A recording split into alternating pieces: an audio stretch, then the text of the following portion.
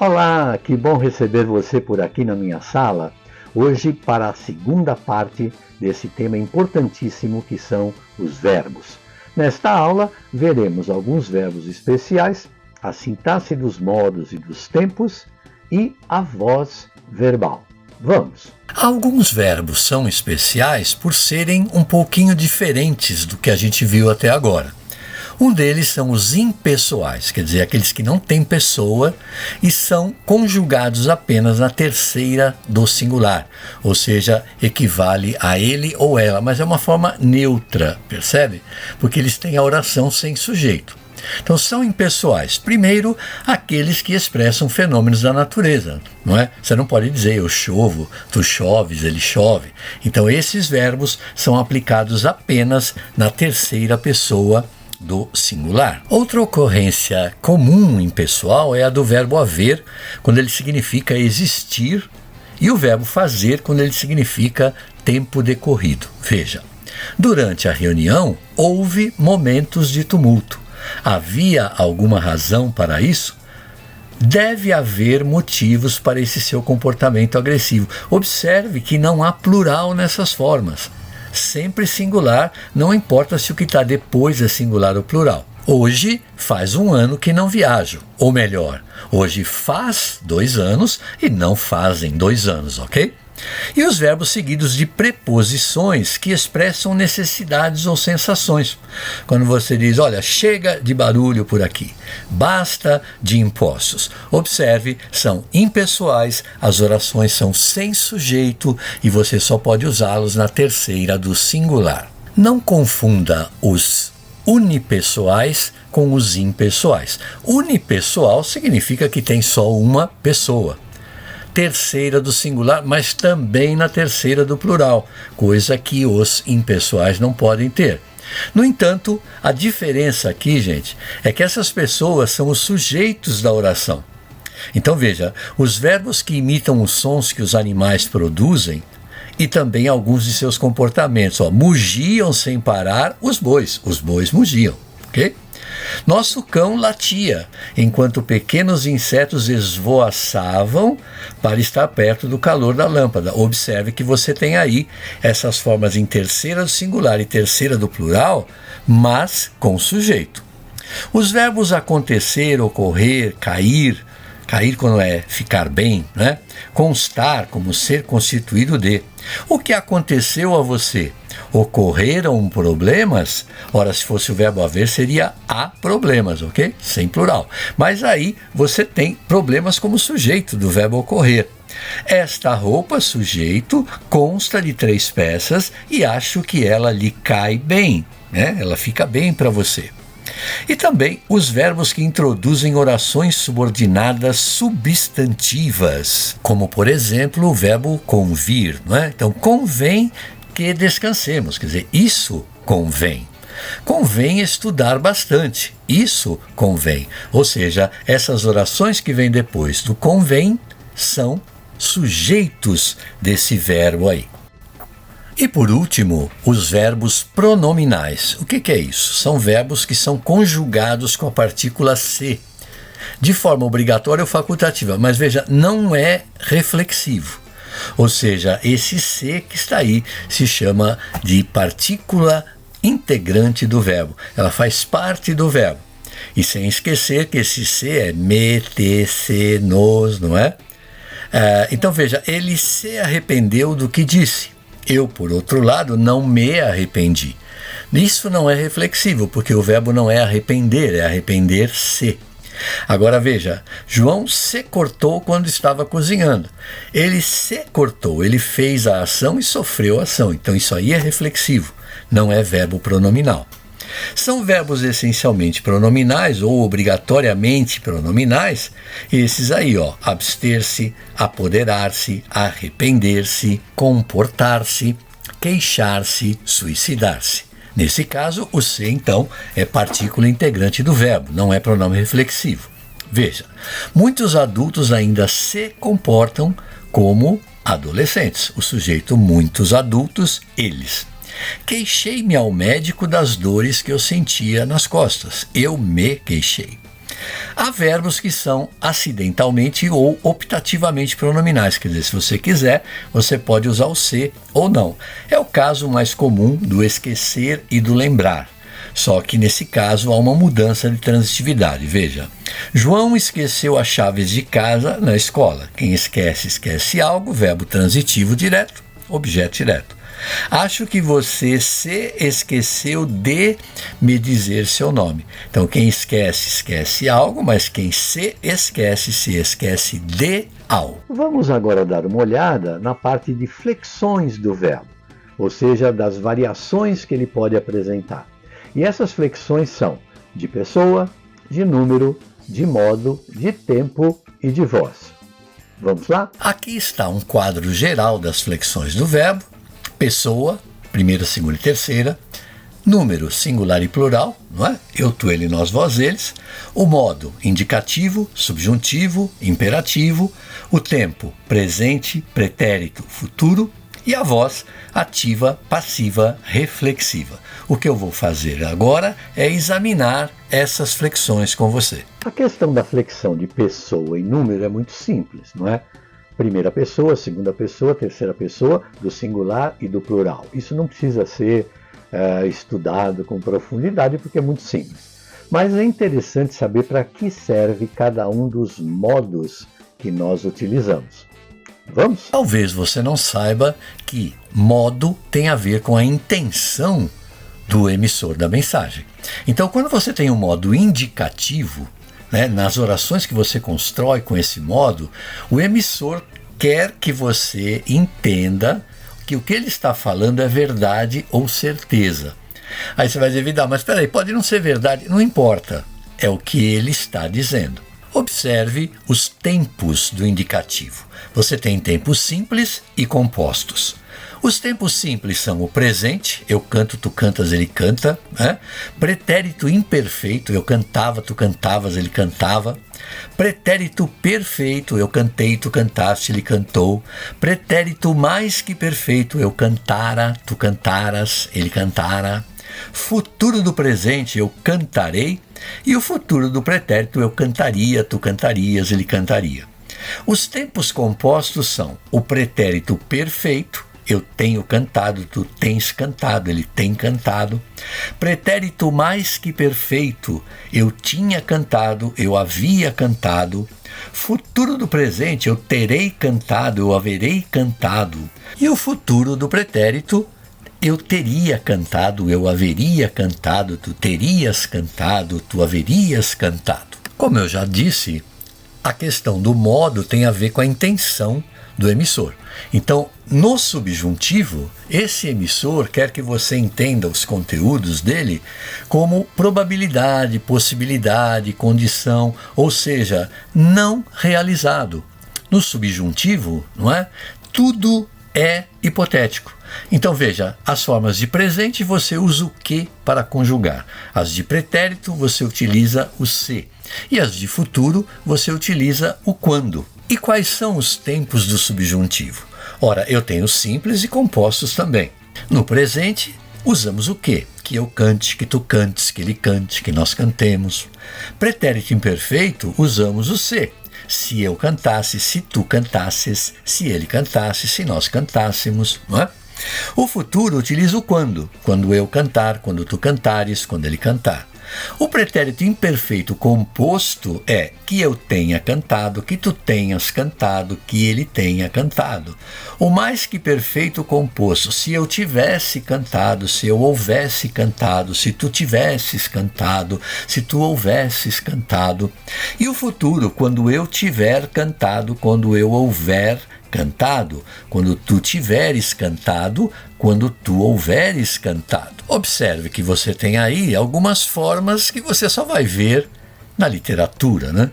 Quando eu houver cantado, se eu houvesse cantado. E, por último, o modo imperativo. Já sabemos que o imperativo tem a ver com ordens, pedidos, conselhos e tal. Agora, é bom saber que ele não tem tempos verbais, não é? Porque uma ordem, um pedido, um conselho, você só pode dar ou fazer no momento em que você fala. E como é que se forma o imperativo? O que eu vou passar para você aqui agora é a fórmula de montagem do imperativo. Então, o que você tem que saber? Você tem o verbo no presente do indicativo e um verbo no presente do subjuntivo. Então, vamos pegar aí o verbo escrever.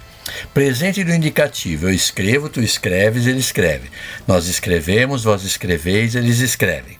Esse mesmo verbo no presente do subjuntivo, que eu escreva, que tu escrevas, que ele escreva, que nós escrevamos, que vós escrevais, que eles escrevam. Como é que eu monto o imperativo, afirmativo e negativo? Bom, a primeira coisa é eliminar a primeira pessoa. Veja lá a risca vermelha para isso. Você vai pegar então o tu e o vós e vai passar para o imperativo afirmativo sem o S. Então vai ficar escreve tu, escrevei vós. Agora, todas as outras formas que estão faltando, elas vêm do presente do subjuntivo. Veja, escreva você ou não escreva você. Escrevamos nós, não escrevamos. Escrevais, não escrevais. Escrevam, não escrevam. Então, o que você tem aí? Para formar o imperativo afirmativo, você usa só o presente do indicativo, tu e vós, sem o S. Todas as demais formas são de presente do subjuntivo. Isso só muda, a única exceção é com o verbo ser, não é? Porque é eu sou, tu és, ele é, você não vai dizer é tu, vai ficar se tu, sede vós. Tirando essa exceção, todo e qualquer outro verbo, você vai fazer essa mesma formulinha aí. Além do conhecimento dos modos, é importante que a gente saiba para que servem os tempos verbais, que são divididos em 3: presente, pretérito ou passado e futuro. Vamos começar vendo cada um desses tempos no indicativo. Como é que se usa o presente do indicativo? Ou seja, para que ele serve? Primeiro, para expressar uma constatação no momento em que você fala. E também para indicar ações e estados que você tem como verdadeiros, coisas das ciências, das leis, dos princípios. Veja, a noite cai lentamente e o vento sopra com suavidade. É uma coisa que você percebeu. Na natureza nada se perde, tudo se transforma. Está aí o velho Lavoisier, é uma verdade científica. Sou brasileiro e estou em São Paulo. E você? Então, isso aí são estados tidos como verdadeiros. Segundo, ações habituais ou frequentes, né? Os hábitos, que mesmo que não estejam ocorrendo no momento em que você está falando.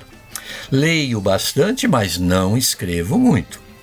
Agora uma música do Chico Buarque que diz: todo dia ela faz tudo sempre igual, me sacode às 6 horas da manhã, me sorri um sorriso pontual e me beija com a boca de hortelã. Tá aí ações habituais ou frequentes.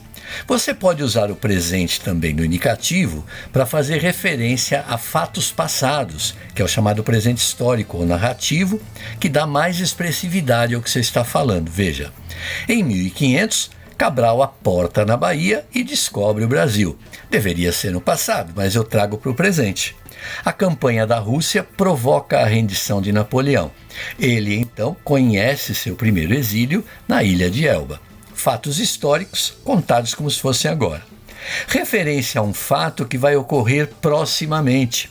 Então a ideia aí é uma forma educada de você pedir alguma coisa ou de mostrar que alguma coisa vai acontecer logo.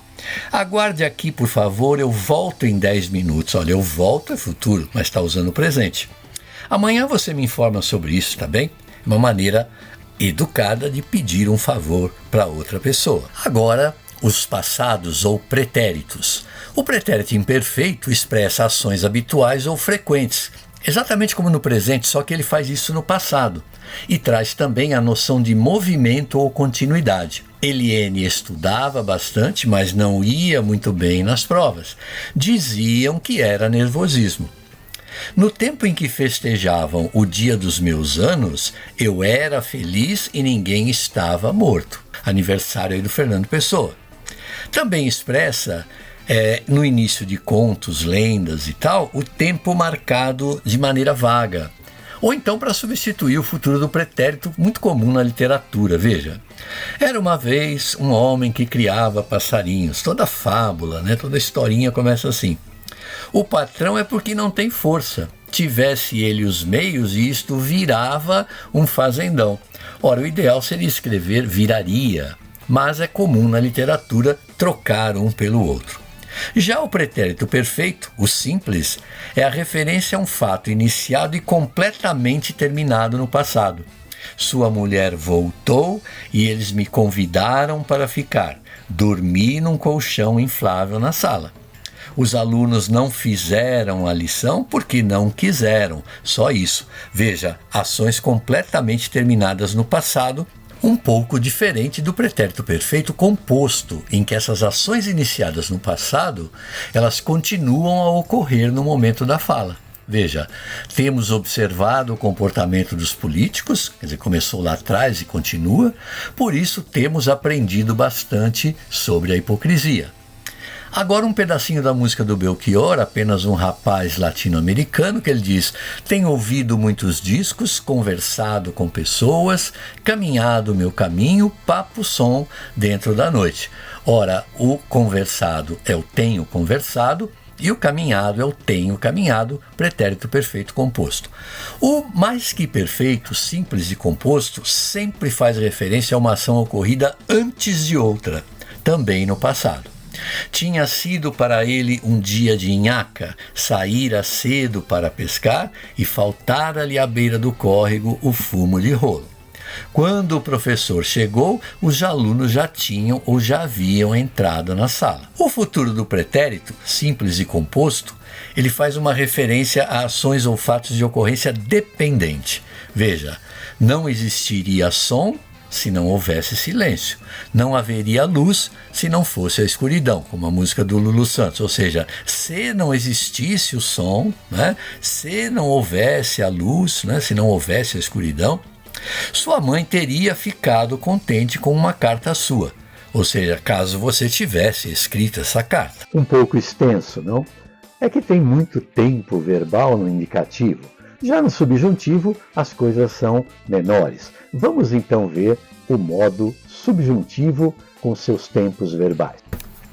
No subjuntivo, o presente, aquele que usa o que, simples e composto, a ideia é fazer referências a ações não ocorridas ou de ocorrência desconhecida, quer dizer, a pessoa não sabe se aconteceu ou não, indicativas de desejos ou vontades e previsões. Veja, esperamos que você se comporte bem na festa. É possível que tenha chovido e que ela tenha ficado presa no trânsito.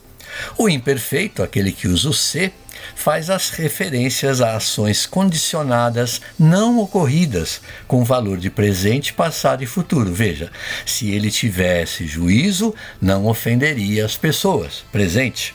Se falássemos inglês e tivéssemos conhecimento, quer dizer, naquela época, teríamos ótimos empregos. Passado. No próximo concurso, se conseguisse nota máxima, ganharia uma bolsa de estudos. Está aí o futuro. Agora, o futuro, que é o que você usa o quando, no simples e composto, ele faz referência a ações ou fatos ainda por ocorrer ou que terão ocorrido antes de outros fatos ou ações no futuro.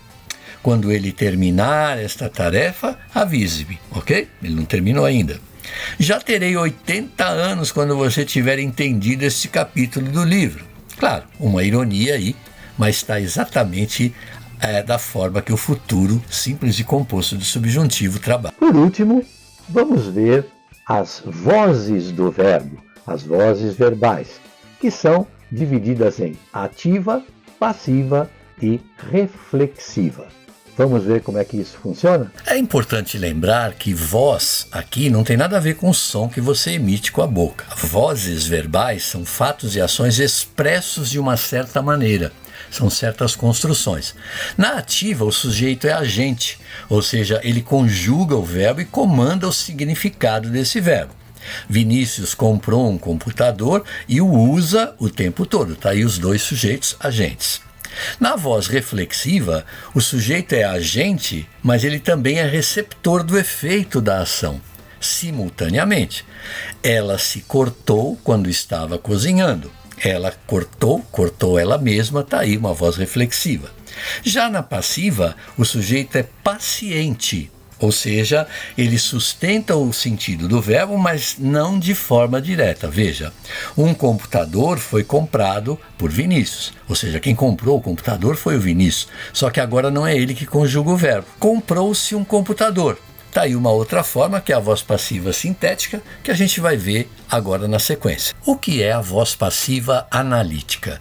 Você, a partir de uma voz ativa, que tem que ter verbo transitivo direto e objeto direto, você vai fazer uma troca de posições e vai trocar o verbo por uma locução.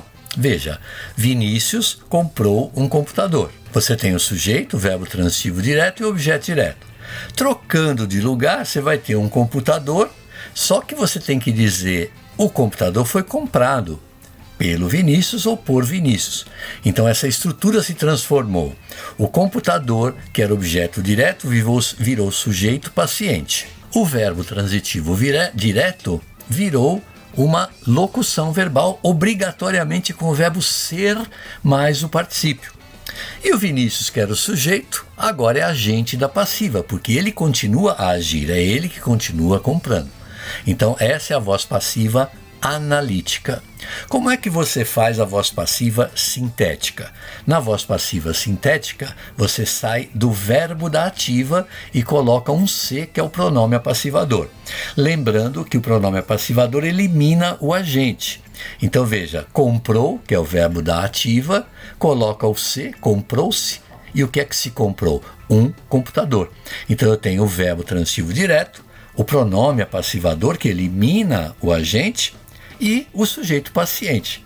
Cuidado que se o objeto direto for plural, o verbo na passiva vai para o plural. Ou seja, se fosse comprou-se um computador e fosse, na verdade, computadores, Vinícius comprou computadores, ficaria computadores foram comprados por Vinícius e compraram-se computadores. O verbo vai sempre combinar com o sujeito que ele tem.